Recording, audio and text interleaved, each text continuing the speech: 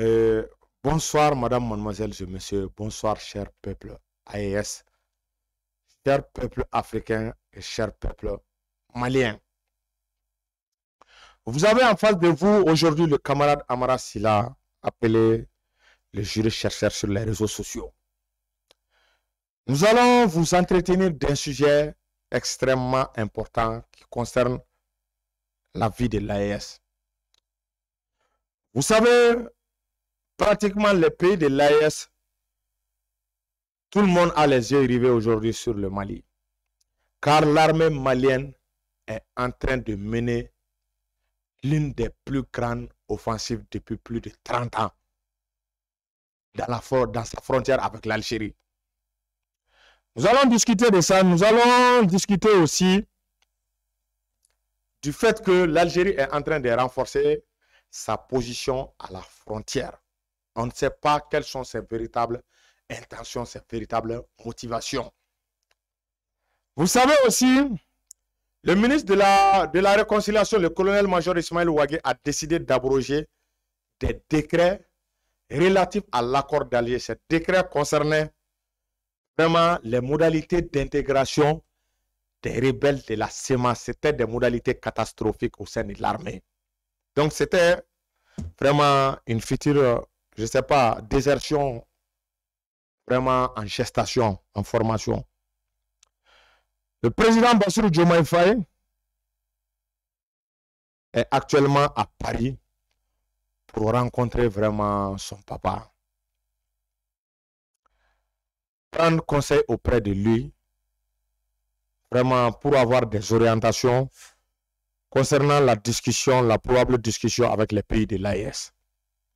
Donc, nous allons essayer de résumer ça. C'est ce qu'on a fait, c'est cette version qu'on a fait en Bambara. Nous allons essayer de le résumer autant que possible. Cher peuple AES, c'est à vous que je m'adresse en parlant, en essayant de faire de mon mieux pour m'exprimer en français. L'armée malienne est en train de mener une très grande offensive à la frontière avec l'Algérie. L'offensive a engendré l'une des plus grandes mobilisations spectaculaires. Des milliers de véhicules blindés sont mobilisés. Ce qu'on appelle les BM-21 capables de tirer à 45 km. Ces véhicules sont mobilisés. Les véhicules blindés tout-terrain sont mobilisés. Les drones sont mobilisés, notamment ce qu'on appelle les drones TBD Bayaktar. Les hélicoptères d'attaque de type Mi-24, de type Mi-35P sont rentrés dans la danse. Et nos bijoux, nos oiseaux valeureux, tels que les Sukhoi 25, les Sukhoi 27, les Super Tucano, les Albatros, font aussi partie de la danse.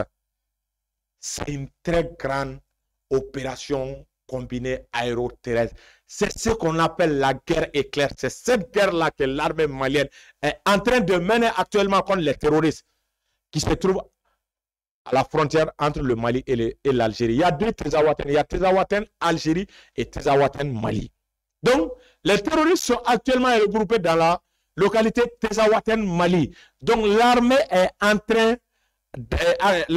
actuellement en train de leur infliger l'une des plus grandes défaites. Cela ressemble vraiment à une démonstration de puissance, à une correction. Les rebelles sont en train de fuir. Les terroristes sont en train de fuir. Moi, je ne savais pas que courir à pied était plus rapide que courir vraiment à bord d'un véhicule. Les terroristes sont en train de nous montrer vraiment cette preuve-là. Ils savent tellement courir plus que Usain Bolt. Vraiment, la puissance de feu de l'armée malienne est incomparable. Parce que nous savons qui est derrière cette rébellion. Il y a plus de 5 pays qui sont derrière cette rébellion. Il y a la main invisible de la France, la main invisible de la Mauritanie, la main invisible de l'Algérie, certains pays de l'OTAN, certains pays de la CEDEAO. Ils veulent coûte que coûte tout faire déstabiliser l'armée malienne pour que le rapport de force puisse changer. Pour nous amener obligatoirement à une négociation avec les terroristes. Mais c'est impossible. La mobilisation que l'armée a faite, ce n'est pas une mobilisation destinée aux terroristes seulement. C'est une mobilisation qui est destinée vraiment à parer à toute éventualité, même en cas de guerre État contre État, parce que nous avons eu des informations, nous avons eu écho de ce qui se passe en Algérie. L'Algérie aussi est en train de faire vraiment beaucoup de mobilisation. Des troupes terrestres, des troupes aériennes, des vecteurs aériens sont amassés le long de leurs frontières. On ne sait pas dans les heures, dans les jours, ce qui va venir. C'est ce qui va se passer. Mais une chose est sûre, rassurez-vous, peuple de l'AES, le Mali, en matière d'armement, a pris une avance considérable. Nous avons acquis au cours de ces derniers mois, ou bien vraiment au cours de l'année passée, plus de 10 000 équipements militaires, plus de 10 000 véhicules blindés qui sont venus s'ajouter déjà aux 20 000 qui étaient aux mains de l'armée malienne. L'armée malienne a acquis beaucoup de drones. Le nombre est actuellement incalculable, mais ça dépasse plus de 85. Vous savez que, en termes de capacité militaire, l'Algérie n'a pas tellement de drones, ne dispose pas de beaucoup de drones. Nous avons pris de sérieuses avances sur l'Algérie en ce qui concerne l'acquisition des drones TBD Bayaktar. Vous savez, ces drones TBD Bayaktar échappent à la vigilance des radars lorsqu'on était le transpondeur et les signaux. Le drone peut naviguer dans n'importe quelle situation. Nous avons acquis de sérieuses avances sur l'Algérie.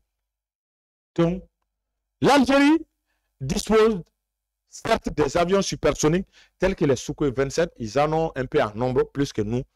Mais nous disposons de ce qu'on appelle la technologie des systèmes de défense anti-aérienne. Vous savez que l'avion ne représente pas une menace face à ces systèmes de défense. Intercepter un missile est très difficile qu'intercepter un avion parce que l'avion est plus gros que le missile et l'avion et la vitesse de l'avion n'est pas aussi rapide que celle des missiles. Donc, l'avion peut être facilement identifiable et être abattu. Le Mali en a commandé beaucoup. Donc, ces systèmes de défense vont probablement rendre inefficaces les avions de chasse algériens. Donc, l'avance, que ce soit au niveau du déploiement, au niveau de la lutte contre les groupes rebelles, nous avons acquis de véritables avancées sur eux. Mais l'avance aussi, en cas de conflit direct avec l'Algérie, nous sommes suffisamment armés et outillés pour faire face à n'importe quel type d'armée. Il faut reconnaître que Assimi et Sadio Kamara, ils n'ont pas acheté des armements pour combattre uniquement les terroristes. Mais on a acheté des armes pour pouvoir faire face à n'importe quel type de menace, y compris faire face à 5 pays. Parce que nous savons, les terroristes, ce n'est rien d'autre que des pays derrière eux. Donc, si la situation vraiment restait à s'envenimer, nous sommes prêts à tout type. Toutes les options sont sur la table. Donc, que vraiment le peuple de l'AES, les Maliens se rassurent. Le ministre de la Réconciliation, le colonel Ismaël Ouagué, a abrogé à peu près quelques décrets relatifs vraiment aux modalités d'intégration des membres de la CEMA, des ex-rebelles. Ces décrets, autrefois comme dans le passé, vraiment donnaient la possibilité d'intégrer, de faire une intégration vraiment sans enquête de moralité, sans contrôle préalable, sans chercher à savoir qui a fait quoi. Est-ce que quelqu'un a du sang sur les mains? À partir du moment où on s'est retiré de l'accord d'Alger, c'est-à-dire ces deux décrets-là viennent d'être abrogés. Désormais, le nouveau accord qui sera fait entre l'État et les groupes armés, il y aura forcément un tri, des sélections, des enquêtes en ce qui concerne vraiment les ex-combattants qui veulent rejoindre ou grossir les rangs de nos forces de défense et de sécurité. Donc, il va forcément y avoir vraiment cette fois-ci de véritables enquêtes approfondies sur la moralité de ceux qui vont rejoindre les rangs de l'armée. N'importe qui ne peut plus rejoindre l'armée malienne, c'est fini. Tu as ton casier gâté, tu as du sang sur les mains, tu es un multirécidiviste, ta place n'est plus au sein de l'armée. L'armée ne va plus accepter que tu intègres vraiment le corps. Donc, cela va permettre vraiment d'éviter de futures rébellions vraiment en gestation. Dire quelques mots d'un journaliste, d'un piètre journaliste, un journaliste qui n'a jamais mis les pieds vraiment au Mali. Il s'agit du journaliste de France 24, Wassim Nasr, qui tout le temps est en train soit d'accuser l'armée malienne d'exaction ou bien soit de mentir sur les progrès, les véritables avancées de l'armée malienne. Récemment, nous avons libéré une localité vraiment à 122 km de Tessalit. Il s'agit de la localité d'Inafarak. Wassim Nasr, comme en tant que magicien, en tant que génie, est parvenu vraiment à transformer, à manipuler vraiment cette information pour dire que l'armée malienne ne contrôle rien. Mais s'il veut réellement être sûr, s'il veut vraiment avoir vraiment la netteté de ces informations, qu'il se rende au Mali pour constater des visites, il va les voir. Ce sont des piètres journalistes de ce genre qu'on met devant les télévisions, surtout les chaînes telles que les France 24, les RFI. On les présente comme étant des spécialistes du Sahel qui n'ont jamais foulé le sol du Mali, qui ne sont même pas allés une seule fois dans leur pays d'origine, qui sont dans le Maghreb. Donc ce sont des journalistes, des piètres journalistes de ce genre qui viennent chaque fois vraiment ternir l'image du Mali, mentir sur les progrès de l'armée malienne. Donc que chacun se méfie vraiment des dires de ce piètre journaliste.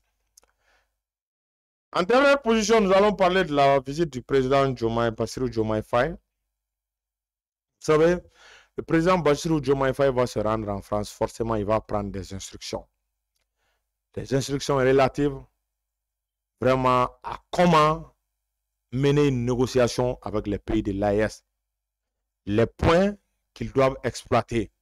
Comment préserver les intérêts de la France au sein des pays de l'AES et les intérêts CEDEAO au sein de l'AES. Macron va forcément lui donner des instructions relatives à ça. Mais c'est peine perdue. Nous n'avons pas tellement confiance à Diomaye Faye.